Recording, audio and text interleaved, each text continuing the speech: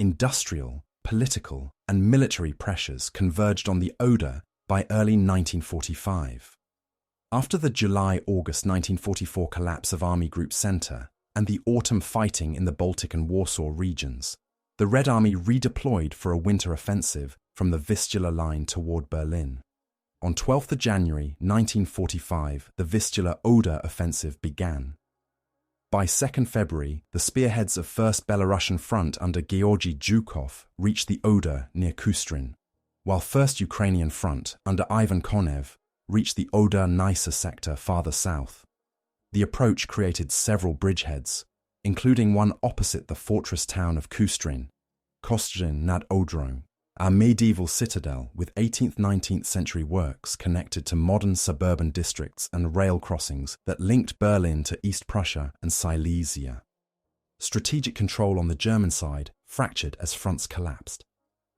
On 24 January 1945, the High Command created Army Group Vistula from remnants of Army Group Center and A, initially under Heinrich Himmler and supported by 9th Army and elements later grouped under 3rd Panzer Army. On 20 March, command passed to Gotthard Heinrici, whose doctrine emphasized elastic defense and conservation of infantry.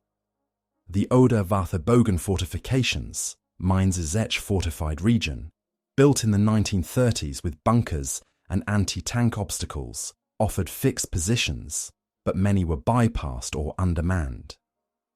Volkssturm battalions formed after the 18th of October 1944 decree augmented depleted Wehrmacht and Waffen-SS units. Their training, heavy weapons and cohesion varied widely by district. Force ratios at the opening of the Oder fighting reflected cumulative losses and logistics. Soviet fronts massed approximately 2,200,000 personnel, about 6,500 tanks and self-propelled guns, roughly 40,000 guns and mortars, and around 5,000 combat aircraft for the Vistula-Oder phase. Facing them in the central sector were roughly 450,000 German personnel, about 1,100 tanks and assault guns, roughly 4,000 field pieces, and fewer than 500 operational aircraft. Figures varied by date and sector. Both sides redistributed units as the front moved. Soviet mobility depended on a growing fleet of trucks, many from Lend-Lease programs, plus captured rail lines repaired by military railway brigades. German reinforcement depended on east-west rail corridors through Frankfurt an der Oder and Küstrin, increasingly disrupted by air attacks and destroyed bridges. Intelligence assessments diverged. Stavka judged German defences east of Berlin as fragile, but recognized the risk of counterstrokes from Pomerania and the Neisse. It directed Zhukov to secure broad bridgeheads on the Oder, while Rokossovsky's 2nd Belarusian Front cleared the Baltic flank. Open knowledge estimated Soviet armour strength as sufficient for a direct thrust to the capital, but hoped to delay on rivers and in urban strongpoints, while forming reserves for counterattacks from the Stargard-Stettin area and from the Lausitz. Civilian conditions shaped the battle space.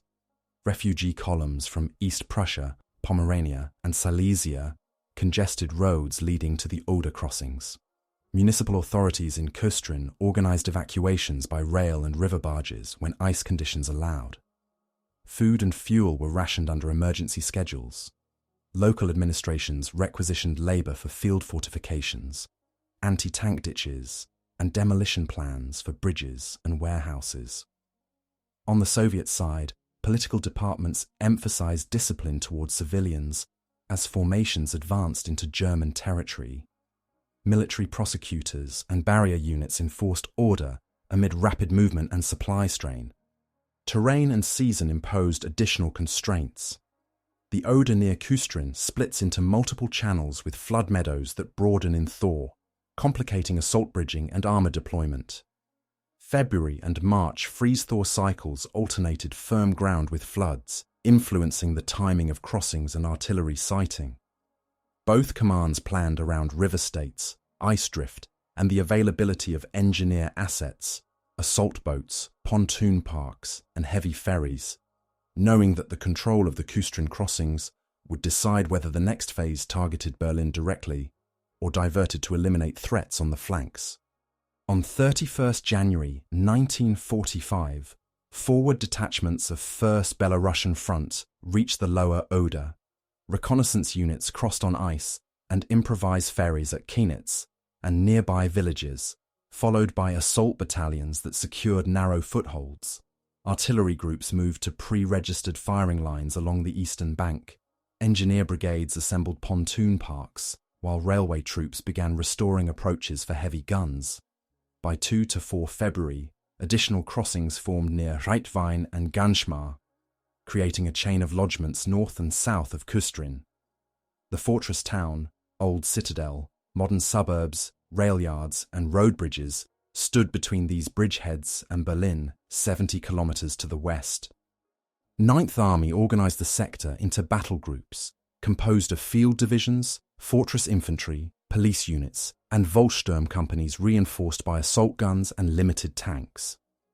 The command sought to hold the east bank where possible and counterattack the lodgements before they deepened. Priorities were the bridgeheads threatening the Küstrin-Berlin rail line and the river islands that could host artillery observers. Limited fuel and air cover constrained maneuver. Artillery ammunition was allocated by day and target set. Soviet armies fed infantry divisions across 1st, then anti-tank regiments, mortars, and selected tank brigades once ice and pontoon capacity allowed. The opening phase emphasized methodical expansion. Seize villages on the floodplain, drive outposts to the dikes, and interdict the Küstrin bridges. 8th Guards Army and 5th Shock Army bore much of the load in the southern arc. Armies on the northern arc sealed approaches from the Wartime. Air armies flew reconnaissance and riverline strikes as weather permitted, but many sorties diverted to attacks against rail junctions at Frankfurt an der Oder and Kostrin's yards. From February 5th to 12th, German counterattacks struck the Kienitz and Ganschmar lodgements with mixed panzer and infantry groups, attempting to split the bridgeheads and push remnants back into the river.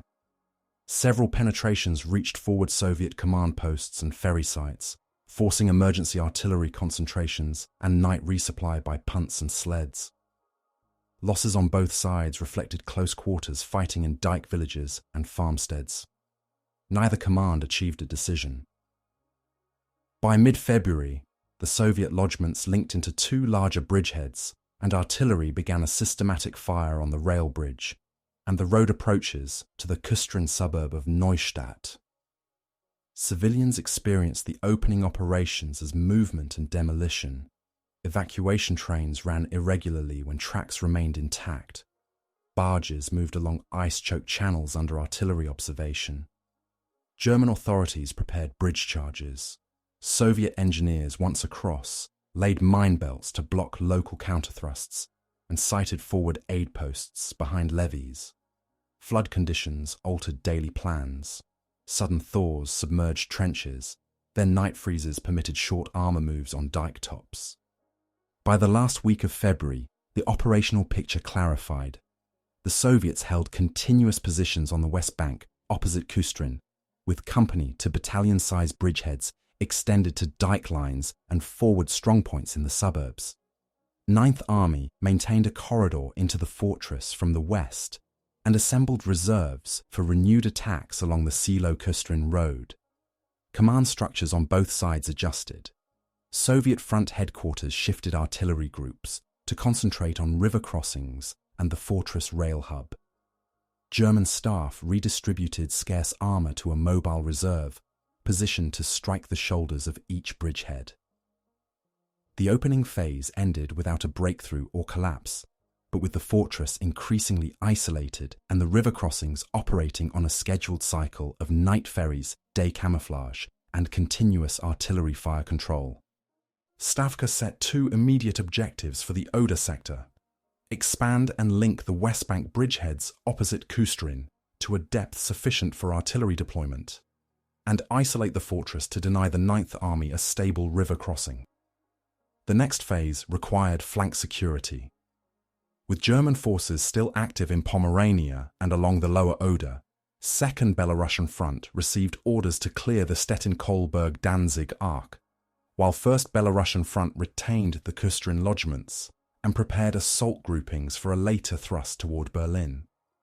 Artillery reserve of the Supreme High Command assigned heavy guns and rocket launchers to army groups supporting 8th Guards Army and 5th Shock Army. Engineer troops brought pontoon parks, assault boats, and prefabricated trestle equipment to establish night ferries and, when water levels permitted, heavy-class bridges. Soviet staff work translated these aims into numbers and schedules. Division attack fronts were reduced to 2 to 3 kilometers for dense artillery preparation. Ammunition expenditure tables prioritized counter-battery and interdiction of the Küstrin rail yard and Silo-Küstrin road. Tank brigades were to cross only after anti-tank belts were set on the bridgehead perimeter, with self-propelled guns allocated to direct fire tasks against the citadel's masonry. Air armies planned reconnaissance and rail-cutting sorties at Frankfurt under Oder, Lechtin and Küstrin, with reserve missions to strike any German concentration detected behind the Silo heights. Railway troops restored tracks up to the East Bank to move 152 to 203 mm guns. Field depots stockpiled fuel and bridging timbers on concealed spurs. German planning balanced political directives with operational limits. The fortress designation required holding Küstrin as a blocking position on the Berlin axis and as a base for counterattacks into the bridgeheads. 9th Army's plan aimed to maintain a corridor from the West Bank into the town, rotate battle groups for short thrusts at Kienitz, Genschmar, and the Right-Vine Spur, and keep a mobile reserve to hit bridgehead shoulders when artillery diverted.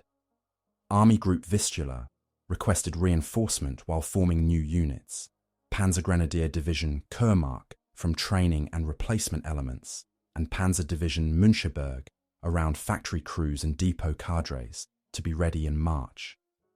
Fuel and ammunition constraints forced rationing. Artillery tables set daily allotments, and armoured sorties were limited in distance and duration. Both sides calculated force relations with different assumptions. Soviet estimates credited 9th Army with roughly 8 to 10 divisions equivalent in the sector, plus local fortress troops and police units, and forecast that repeated tactical attacks could wear down reserves faster than they could be rebuilt. German staff judged that Soviet armour concentrations near the Küstrin rail lines signalled an early thrust toward Berlin. To prevent this, they argued for a spoiling attack from the west, while Pomeranian operations, Operation Solstice's remnants and later regroupings, engaged Soviet flanks. This misread Soviet intent. Stavka postponed a direct Berlin push until the Baltic flank was cleared, leaving the bridgeheads to attrit local German forces while preparations continued. Logistics framed every decision. On the Soviet side, truck columns, augmented by Lend-Lease vehicles, moved ammunition from Vistula depots to forward dumps near the river. Engineer companies rotated to keep ferries operating through freeze-thaw cycles. Repair battalions recovered tanks stuck on dikes and returned them to service. On the German side, rail remained the only efficient way to bring heavy shells and fuel to Frankfurt, an der Oder, and to the approaches west of Küstrin. Repeated air interdiction and bridge demolitions forced detours, lengthening turnaround times and reducing daily tonnage. Command and control reflected organizational differences. Soviet fronts centralized artillery and engineers at front and army level, attaching brigades to divisions only for limited tasks. Forward observation posts along levees coordinated timed fire plans via field telephones and radio nets. 9th Army relied on ad hoc Kampfgruppen built around available battalions, assault guns, and a few tanks, shifting them by night through the corridor to strike at ferryheads or newly gained Soviet strongpoints. Communications officers on both sides laid redundant lines. Radio discipline tightened after instances of interception and jamming. Propaganda and public information shaped expectations. German broadcasts emphasized the fortress network along the Oder and the creation of new armored divisions, seeking to sustain morale in Berlin and the surrounding districts. Party officials coordinated with military commands on evacuation and labor requisitions. Soviet newspapers and front bulletins highlighted the approach to the capital and the capture of river positions while instructing troops on behavior in German territory and warning against premature reports of a Berlin offensive. These narratives did not alter the material constraints, but influenced how local authorities interpreted orders on demolitions, evacuations, and requisitions. By early March, planning converged on the same ground truth.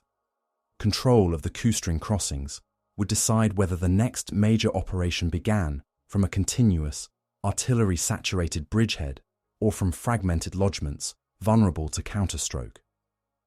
Staffs on both sides finalized schedules, Soviet for methodical expansion and artillery dominance, German for short, concentrated blows to pinch out bridgeheads, while the outcome in Pomerania, hundreds of kilometers to the north, became the principal variable determining the timing of any move toward Berlin. Fighting stabilized along the West Bank in early March when Soviet units pushed from the dikes into the villages, screening Küstrin.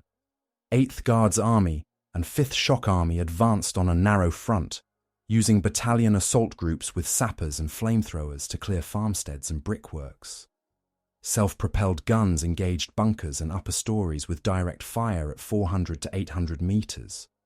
Heavy mortars suppressed German machine gun nests on levee crests. Forward observers installed telephone lines along drainage ditches to register fire on ferry slips and the rail embankment. Each regimental sector averaged 100 to 140 guns and mortars per kilometre. Assault waves were measured in companies to preserve pontoon capacity. The aim was to reach the ring road of Küstrin's suburbs and cut the corridor linking the fortress to the west. 9th Army countered with short, repeated thrusts. Kampfgruppen composed of 2 to 3 infantry battalions. A company of assault guns and a handful of tanks moved by night through the corridor north of the rail line. Typical attacks struck at Kienitz or Genschmar at first light, attempting to split the Soviet lodgements and roll up their shoulders. When terrain permitted, German units tried to bypass levee strongpoints and hit ferry heads from the flank. Ammunition was rationed. Artillery concentrations were reserved for the few minutes before an infantry push. Luftwaffe sorties were intermittent and focused on bridges and river craft. Daylight exposed attackers to registered artillery. Night movement risked disorientation on flooded ground. Urban contact began in the outer districts. Soviet infantry probed Neustadt's fringes, taking isolated houses and warehouses that could overlook the river islands. Engineers cleared wire and mines under covering fire from Su-76s and heavy machine guns mounted on dike tops. German fortress troops demolished roadblocks to open fields of fire and rigged culverts for command detonation. Small arms fire was continuous. Changes in control were often 1 or 2 streets deep and reversed within hours. Medical posts for both sides operated behind embankments. Evacuation depended on handcarts and boats because tracked vehicles sank off the roads. The corridor fight centered on the Rhein spur and the Gorgast-Goldzow road net. Soviet attempts to broaden the bridgeheads required seizing these road junctions to deploy artillery and create room for tank brigades. German counterattacks tried to restore a narrow lane into the fortress, sometimes no more than a road screened by hedgerows and ditches. In several cases, a few tanks and assault guns, supported by infantry in farmhouse orchards, halted Soviet carriers on causeways until nightfall. When ground froze, short armoured sorties were possible on dike crowns. Thaws returned the frontage to infantry and engineers. Air forces shaped the tempo without settling the issue. Soviet air armies flew reconnaissance to locate assembly areas west of Küstrin and strikes against rail traffic through Frankfurt and der Oder. Bomb damage closed lines for hours or days, reducing German deliveries of fuel and heavy shells. German fighters engaged sporadically. Weather over the river valley often grounded both sides. Anti-aircraft guns in the fortress and along the corridor forced medium bombers to operate higher, shifting emphasis to fighter bombers and artillery for precise destruction of ferry points and bridges. By mid-March, both commands adjusted tactics. Soviet staffs compressed attack sectors, concentrating additional rocket launchers and 152 to 203 mm guns to demolish strongpoints and the approaches to the rail bridge. Assault groups integrated more submachine guns and flamethrowers for stairwell fighting. German staffs reorganized local reserves, forming Panzer Division Müncheberg and Panzergrenadier Division Kurmark from training units and factory crews for short, sharp counterattacks. A typical German thrust fielded roughly a reinforced battalion with 10 to 20 armoured vehicles and a few batteries.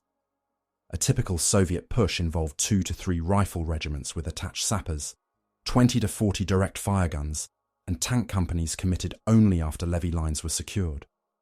Civilians inside the fortress and surrounding villages faced evacuation schedules disrupted by shelling, flood, and bridge demolitions.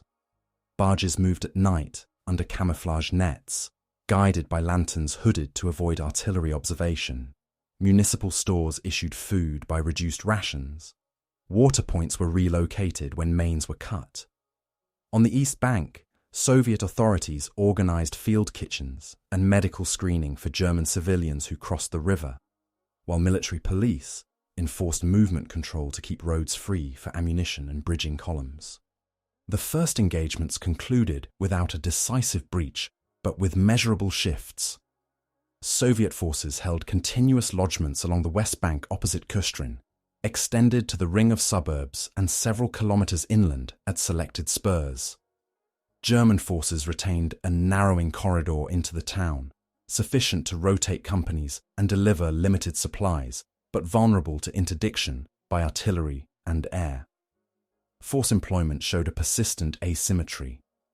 On most days, Soviet units could mass battalion or regimental attacks with 100+ supporting tubes per kilometre, while German counterthrusts, typically deployed at company to battalion scale with 10 to 20 armoured vehicles and fewer supporting guns. Both sides recorded significant personnel and equipment losses in house blocks, on levees, and at ferry heads. The operational question shifted from whether a bridgehead would survive to when the corridor would be cut. Escalation followed the consolidation of the bridgeheads. In early March 1945, Army Group Vistula assembled ad hoc formations for renewed counterblows. Panzer Division Müncheberg formed around factory personnel and training cadres at Berlin. Panzergrenadier Division Kurmark drew on replacement units from Frankfurt an der Oder, and battle groups from fortress infantry and police regiments reinforced the Küstrin sector. Typical armoured strength available for a single thrust was 10 to 25 operational vehicles with limited fuel reserves. Artillery support rarely exceeded a few battalions due to ammunition allotments. 9th Army's intent was to reopen the corridor fully and push Soviet lodgements back to the levees before additional heavy bridges appeared. Soviet staffs raised the density of fire and engineers inside the bridgeheads. 8th Guards Army and 5th Shock Army concentrated additional heavy guns and Guards mortar regiments, bringing sector averages toward 120 to 160 tubes per kilometre for set-piece attacks. 2 priorities governed the schedule: isolate Küstrin by cutting the road and rail approaches west of the town, and broaden the lodgements toward the Silo-Küstrin road net to stage for larger formations. Engineer brigades rotated to keep ferries running during thaw. When river conditions allowed, they emplaced light bridges for infantry and self-propelled guns and prepared heavy-class pontoon sites under camouflage for night assembly. Crisis developed along 3 axes. First, the Pomeranian flank. Between late February and mid-March, 2nd Belarusian Front and elements of 1st Belarusian Front pushed through Köslin, Kolberg and toward Danzig-Gdynia, drawing German reserves north and removing the threat of a major counterstroke into Zhukov's right. This freed Soviet artillery units and air sorties to shift back toward the Oder. Second, the internal corridor fights. German counterattacks between Gorgast, Goltzow, and the Rhein spur achieved temporary penetrations, but rarely held ground beyond daylight. Each attempt cost vehicles and infantry companies that could not be quickly replaced. Third, the urban perimeter. Street-by-street actions in Neustadt and the outer districts forced both commands to commit fresh battalions into confined blocks where observation favoured pre-registered artillery. Command friction increased. On the German side, fortress orders to hold every block conflicted with Ninth Army's need to keep the corridor flexible. Demolitions needed for fields of fire sometimes impeded own movement. Communications relied on lines that were repeatedly cut by shelling. Radio nets suffered from congestion and power outages. On the Soviet side, the tempo of small attacks stressed ferry capacity. Crossing schedules for assault guns, anti-tank guns and ammunition convoys had to be synchronized with artillery preparation times and Air Force windows. Units reported incidents of ammunition shortages at company level when weather grounded planned resupply. Losses rose with proximity and repetition. A typical day of corridor fighting might register company-level casualties on both sides, with the loss of several assault guns or tanks to mines close-range anti-tank weapons, or direct artillery hits on dike crowns. House blocks changed hands multiple times. Casualty evacuation depended on handcarts and small boats. For civilians inside the fortress and surrounding villages, ration scales decreased and water points moved under cover. Evacuation by barge or rail was possible only in narrow windows when tracks and embankments remained intact. Soviet authorities on the East Bank processed groups of German civilians crossing the river, separating military-age men for screening, while directing women, children, and the elderly to temporary camps. External developments intensified the local pressure. Between February 4th to 11th, the Yalta Conference confirmed a post-war political framework and zones of occupation. In March, Western Allied forces crossed the Rhine at multiple points, including a bridgehead at Remagen on March 7th, constraining German strategic options and reinforcing the priority Berlin sector received in propaganda and orders. These events did not alter the immediate terrain, floodplain, dikes, and brick districts, but accelerated timelines on both sides. German authorities pressed for holding the Oder line until reserves could form. Soviet commands aimed to prepare for a decisive operation once the Baltic flank was resolved. Terrain and weather continued to govern tactical possibilities. Freeze-thaw cycles alternated brief periods when dike crowns could bear tracked vehicles with days of saturated ground that confined movement to causeways. The Oder's branching channels near Küstrin complicated bridging. Ice flows and rising water forced engineers to shift sites and rebuild approaches. Artillery positions required constant maintenance to prevent guns from settling. Observation posts on levees and upper stories drew concentrated counter-battery and sniper fire. By the third week of March, the balance of reinforcement favoured the bridgeheads. Soviet fronts returned artillery groups and air units from the Pomeranian fighting, allowing denser preparations against the corridor and the fortress rail hub. German formations retained the ability to launch battalion-scale counterstrokes, but fuel, ammunition, and vehicle attrition limited their frequency and duration. Commanders on both sides recognized the immediate operational question, whether the corridor enabling rotation and resupply of the Küstrin garrison could be severed before a larger offensive toward Berlin began. Staff scheduled sequential blows, Soviet to cut the corridor and reduce the fortress, German to pinch out the shoulders and reopen the lane, under conditions defined less by doctrine than by the day's water level, road firmness, and the availability of shells. The heaviest phase opened when Soviet commands synchronized artillery, engineers, and assault groups to sever the Küstrin corridor and reduce the fortress. In the third week of March, dense groupings of guns and rocket launchers fired timed programs against the Silo-Küstrin Road and the Gorgast-Golzo junctions, while infantry pressed on a narrow frontage to reach the ring roads of the suburbs. Night ferries moved anti-tank guns and sappers across in sequence. Mine-clearing detachments first, then assault guns for direct fire on masonry and bridge abutments. Air sorties shifted from rail interdiction to road convoys west of the town, when weather opened brief windows. German commanders concentrated the available mobile forces for repeated relief attempts. Panzer Division Müncheberg and Panzer Grenadier Division Kurmark grouped companies of tanks, assault guns, and armoured grenadiers to strike from the west at first light, aiming to punch a passage to the fortress perimeter and widen it before Soviet artillery re-registered. A typical thrust fielded roughly a reinforced battalion with 15 to 30 armoured vehicles and a few batteries. Fuel and ammunition permitted only short engagements before withdrawal to refit.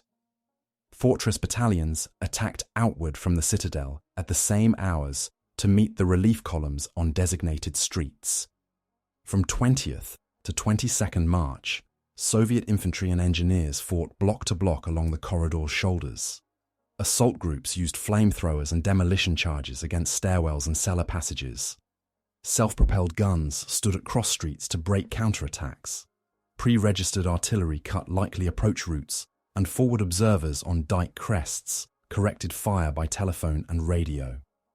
By the evening of 22nd March, positions linked behind the town, closing the corridor and isolating the garrison, except for small boat movement on the river channels. The relief efforts continued despite the encirclement. In the last 10 days of March, German thrusts from the west reached the outer streets more than once, but were halted by anti-tank guns sighted at intersections and by short, intense barrages that blocked movement. Each attempt incurred vehicle losses to mines and close-range fire. Damaged vehicles often could not be recovered before nightfall. Infantry companies inside the town reported ammunition shortages and moved supplies through cellars and breaches to avoid observation along main streets. Command posts shifted frequently as upper stories collapsed under direct fire. Artillery densities on the Soviet side peaked during this period. In sectors assigned to break the urban perimeter, batteries of 152mm and 203mm guns executed demolition missions against strongpoints, while rocket regiments struck assembly areas west of the town at scheduled intervals. Bridges within the fortress were methodically targeted to compartment the defence. Engineers erected light bridges over canals and rubble to maintain assault momentum, and ferry schedules moved wounded out while bringing in ammunition and replacement sappers. Civilians and infrastructure were fully drawn into the peak fighting. Municipal stocks issued ration reductions.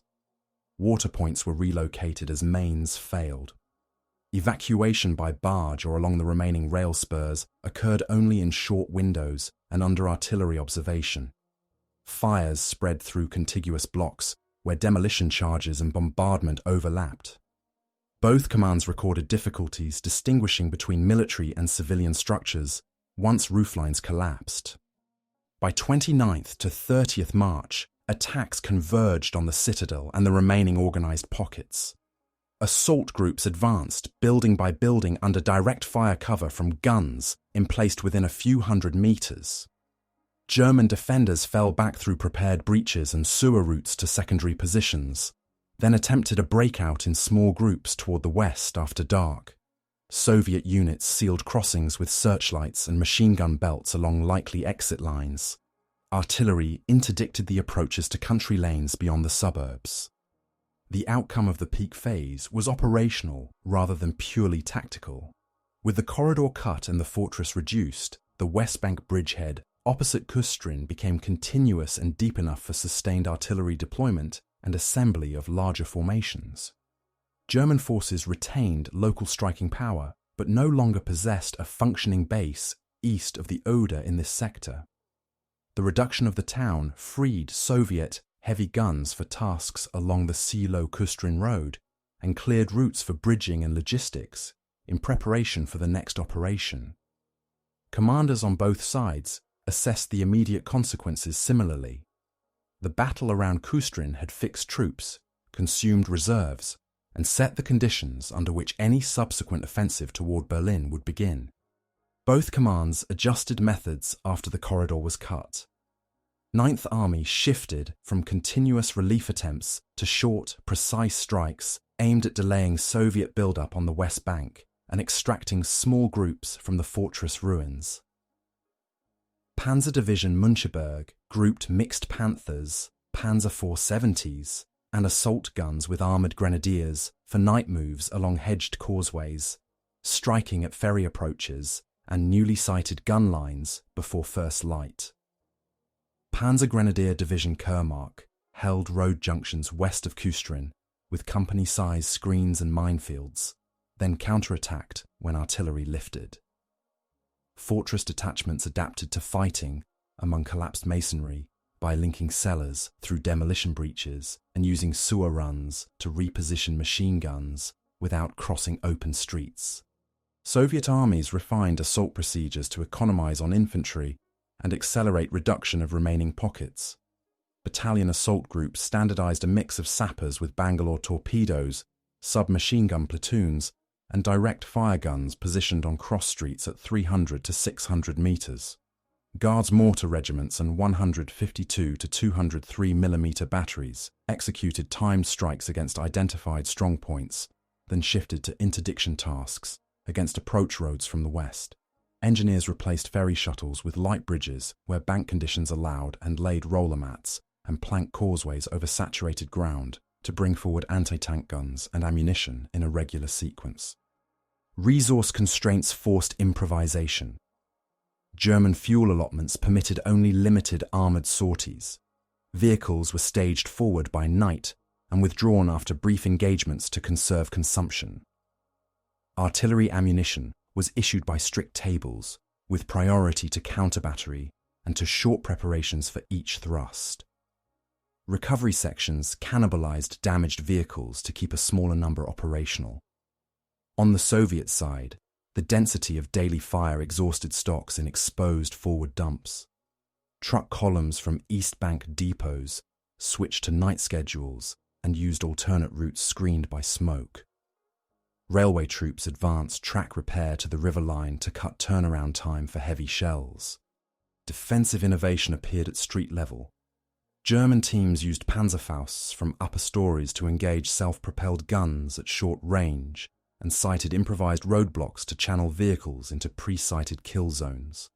Sniper and observer pairs on dike crests reported ferry rhythms and artillery displacements, allowing short harassing fires against crossing points.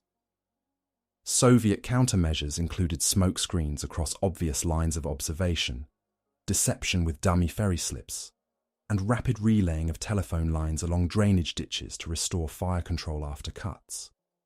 When upper floors became untenable, Soviet sappers blasted mouse holes through shared walls to bypass intersections swept by machine guns.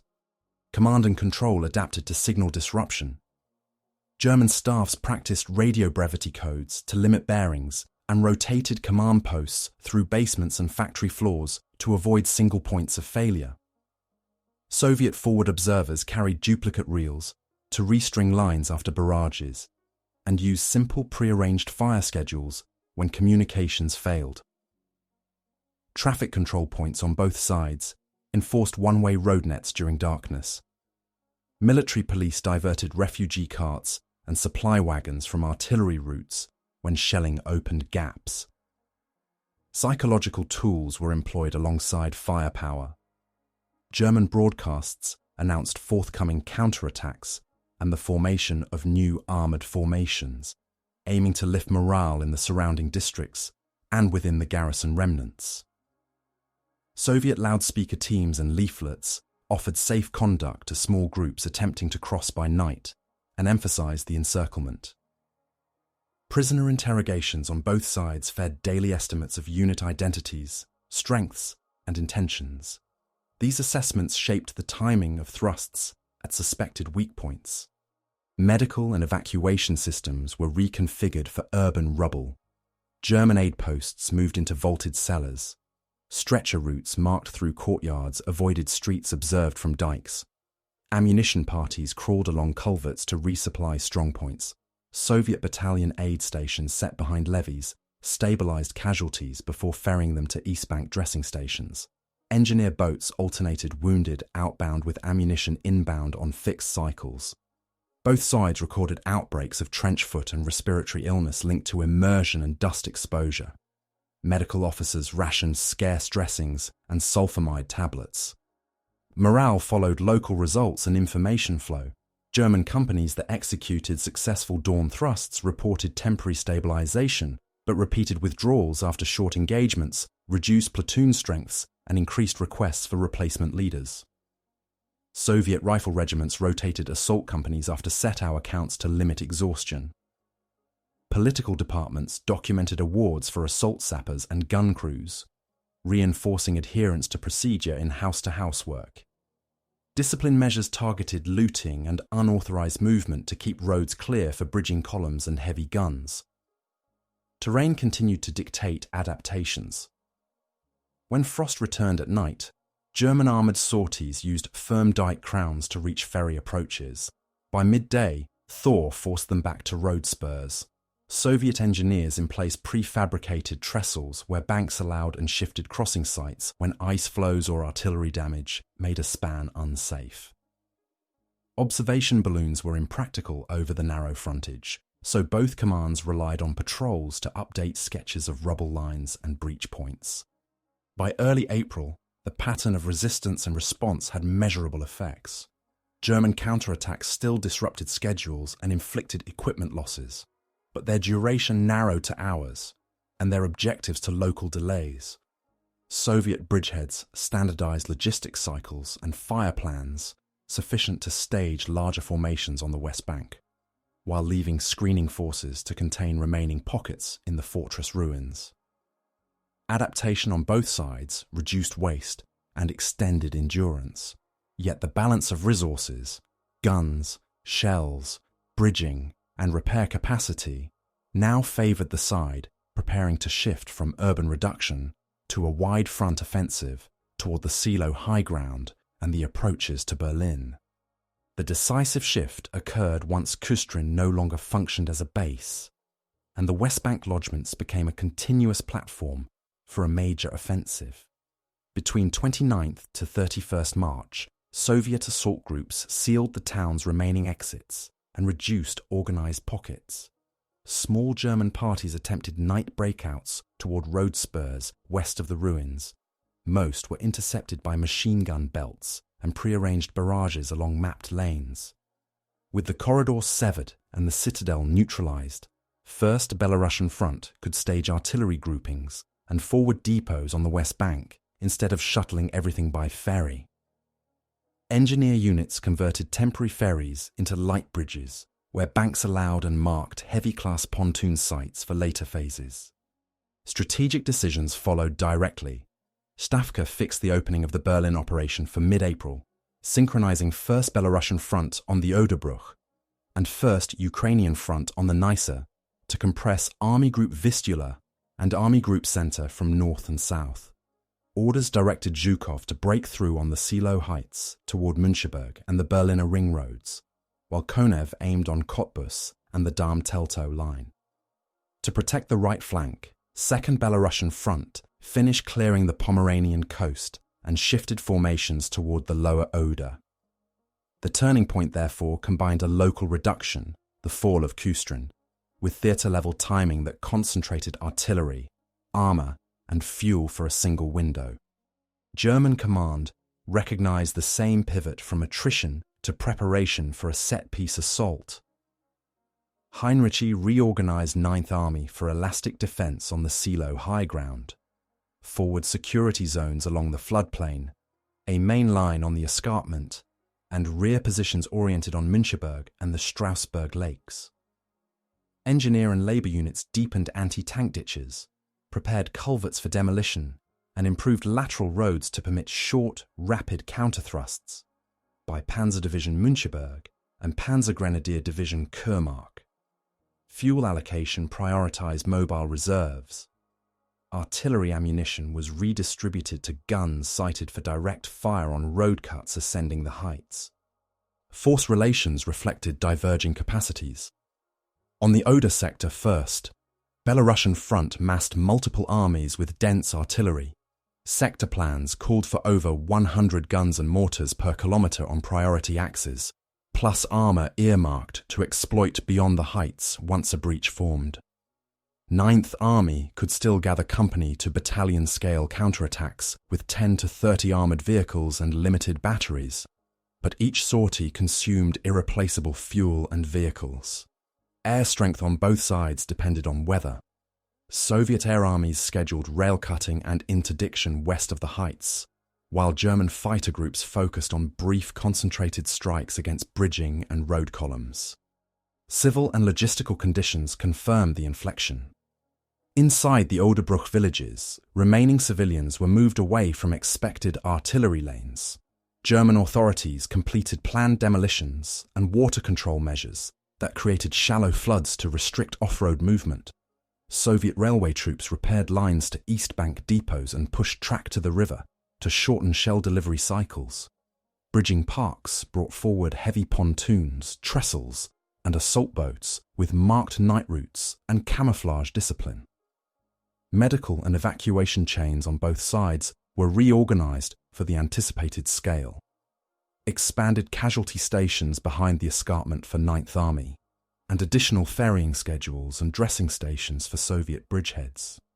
Intelligence estimates converged on the same conclusion. Prisoner interrogations, aerial photographs, and ground patrols indicated that German armour reserves were small and dispersed. While demolitions and fieldworks on the heights were extensive, German reconnaissance observed Soviet road construction, artillery displacement, and the stacking of bridging materials on masked spurs. As April began, neither side expected manoeuvre in the floodplain to decide the issue, both oriented on a concentrated collision at the escarpment. The operational meaning of Küstrin's fall was therefore not a single tactical gain, but the creation of conditions, depth, supply, and artillery density, without which the planned breakthrough toward Berlin could not start. Combat around the fortress ended in the last days of March. After the corridor was severed and outer districts reduced, organised German resistance in Küstrin collapsed into isolated pockets. Nachtmarsch breakouts attempted between 29th and 31st March moved in groups of dozens along culverts and garden walls toward the western lanes. Most were halted by prearranged machine gun fire and short artillery barrages. Those who remained in the ruins surrendered in small clusters during daylight, once ammunition ran out, or strong points were flanked. Prisoners numbered in the thousands. Many were fortress infantry and police regiments, with smaller contingents from Panzer Grenadier and training units. Weapons recovered included Panzerfausts, machine guns, and light mortars. Heavy pieces were largely destroyed or abandoned. Ninth Army shifted its surviving formations to the Seelow-Müncheberg line. Rear services pulled damaged vehicles and guns from the approaches west of Küstrin, redistributed ammunition by priority to batteries sited for direct fire on road cuts ascending the heights, and evacuated wounded to dressing stations behind Strausberg. Panzer Division Müncheberg and Panzer Grenadier Division Kurmark retained company to battalion-scale striking power, but fuel and tracked vehicles were more limited after repeated relief attempts. Local commanders reported gaps where companies had been reduced below effective strength and requested replacement leaders from training depots in Berlin. For First Belarusian Front, the end of urban fighting released artillery, engineers, and staff capacity for the next operation. Heavy guns were re-registered from fortress targets to the Seelow escarpment. Rocket brigades rehearsed fire schedules mapped to the road net and draws leading uphill. Engineer troops consolidated light bridges inside the former bridgehead and staged heavy-class pontoons on marked night routes. Railway troops pushed repair to the East Bank spurs, opposite the Oder to shorten shell and fuel turnaround. Assault units that had fought in the ruins rotated to rest areas on the East Bank. Other formations moved forward to hold the line, while preparations for the April offensive continued. Civilians emerged from cellars into an administrative transition. Soviet Kommandantura officers established checkpoints, collected weapons, and registered the remaining population.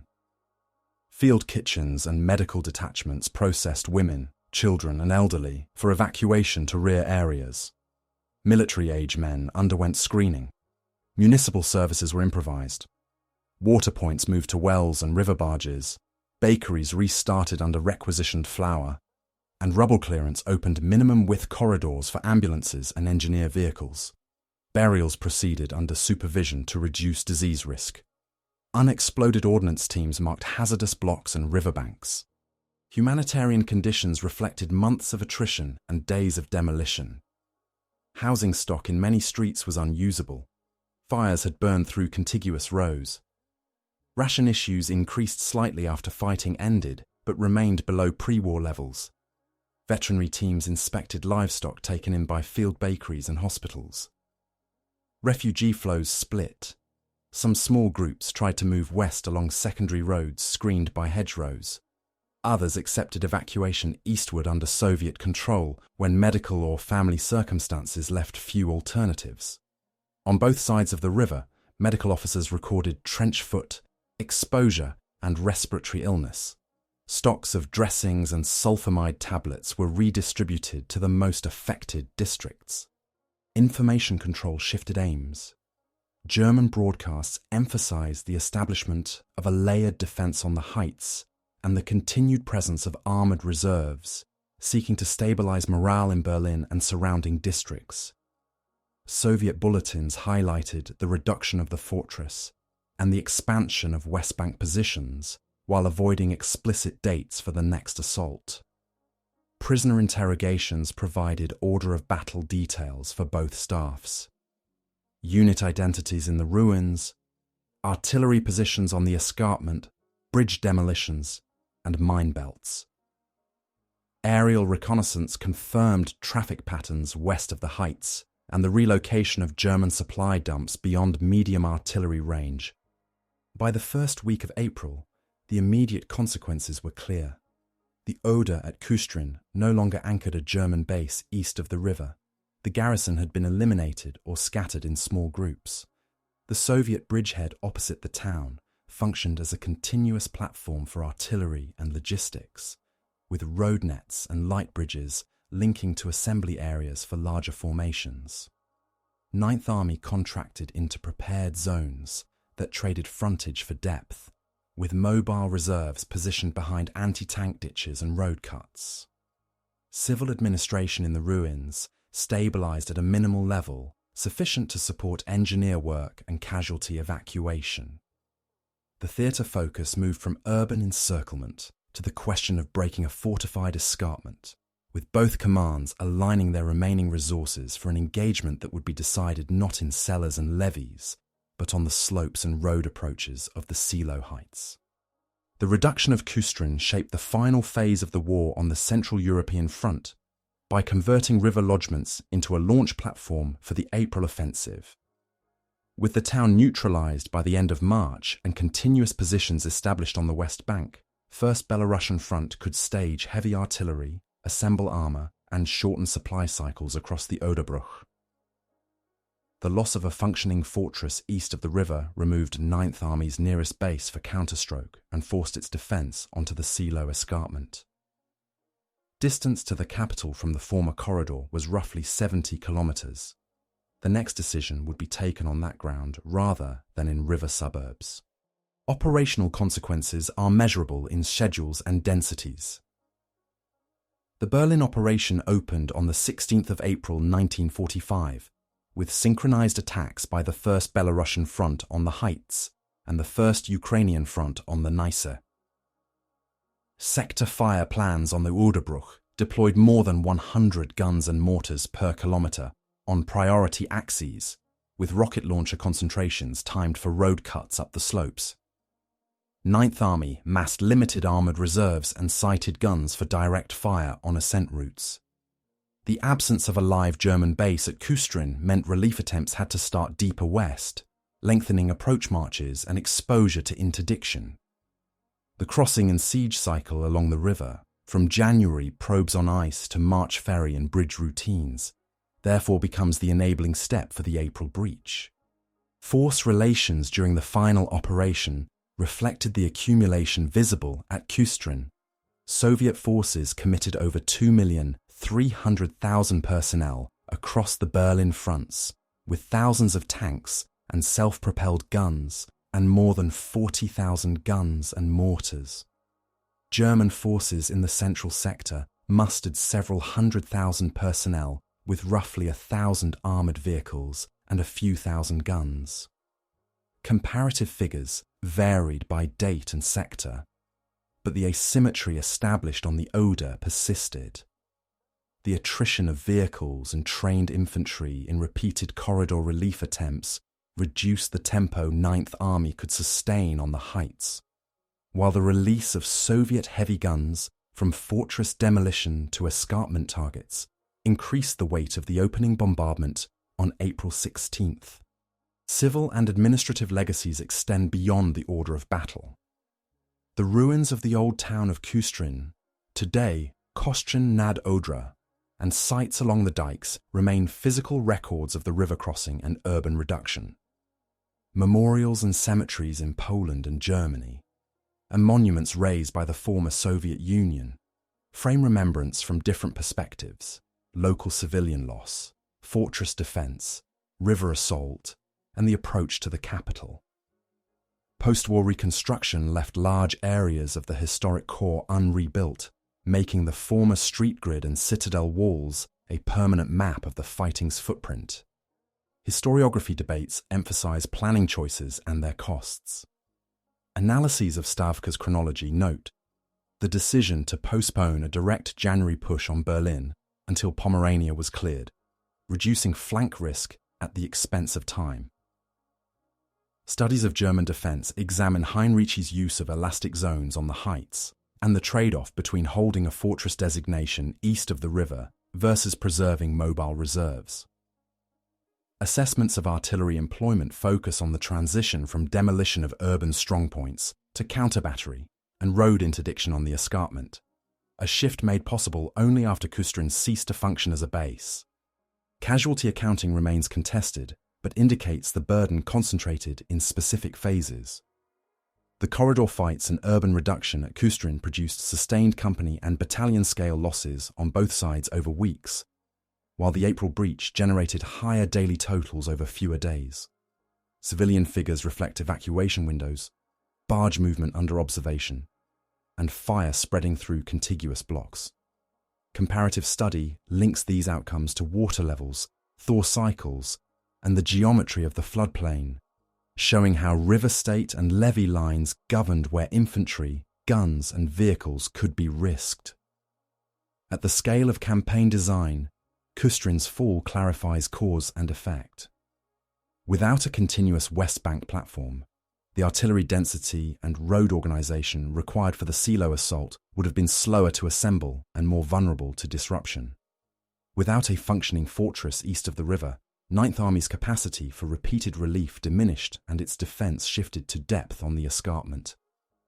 The river battle thus stands as the hinge between the Vistula-Oder advance of January-February and the Berlin decision of April-May. Memory and interpretation vary by community, yet converge on several anchor facts. Bridgeheads formed on the lower Oder in late January, the fortress and corridor were eliminated by the end of March, and the main assault on the Silo Heights began on the 16th of April, leading to Berlin's capitulation on the 2nd of May, 1945.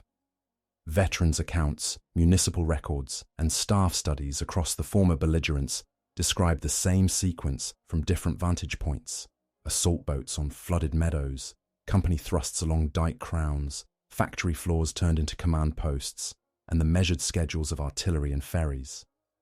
Taken together, these perspectives situate Küstrin not as an isolated siege, but as the necessary prelude to the final campaign, where decisions about rivers, corridors, and citadels determined how and when the war's last major European offensive could begin.